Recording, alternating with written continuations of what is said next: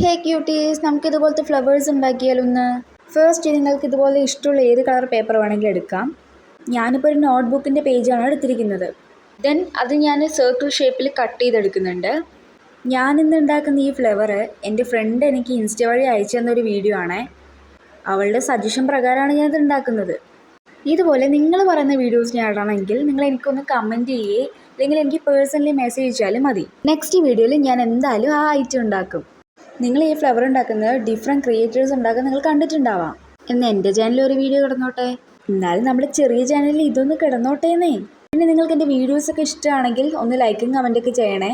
പറ്റിയ ഒന്ന് ഫോളോ ഒക്കെ ചെയ്യുക. പിന്നെ എൻ്റെ അക്കൗണ്ട് ഒന്ന് കയറി നോക്കിയാൽ യൂട്യൂബിൻ്റെ ലിങ്ക് ഉണ്ട്, ഒന്ന് സബ്സ്ക്രൈബ് ചെയ്യണേ.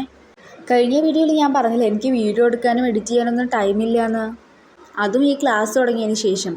ഇപ്പോൾ ഫുൾ എക്സാമാണ് അടുപ്പിച്ച്. ഈ എക്സാമൊക്കെ ഒന്ന് തീരട്ടെ. ഇനി ഞാൻ ഡെയിലി വീഡിയോ അപ്ലോഡ് ചെയ്യാൻ ശ്രമിക്കാവേ. ഇനിയിപ്പോൾ കുറച്ച് ദിവസം ഇങ്ങനെ പോട്ടെ. നാളെ എക്സാം വെച്ചിട്ട് ഞാൻ ഈ വീഡിയോ എഡിറ്റിങ്ങും വീഡിയോ എടുക്കലും ഈ ഫ്ലവർ ഉണ്ടാക്കലൊക്കെ ചെയ്യുന്നത്. എക്സാം എന്താവോ എന്തോ, അതെന്താ ആയിക്കോട്ടെ, നമ്മുടെ ഫ്ലവർ ഇവിടെ അടിപൊളിയായിട്ട് ആയിക്കൊണ്ടിരിക്കുന്നുണ്ട്.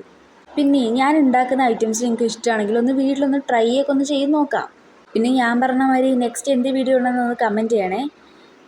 അപ്പോൾ നമ്മുടെ ഫ്ലവർ അപ്പോൾ റെഡി ആയിട്ടുണ്ട്. അപ്പോൾ ഞാൻ പറഞ്ഞ പോലെ ഇഷ്ടമായ ലൈക്കും കമൻറ്റും ചെയ്യണേ. അപ്പോൾ പോയി ഫൈനൽ ലുക്ക് കണ്ടിട്ട് വരൂ. അപ്പോൾ ബൈ ക്യൂട്ടീസ്.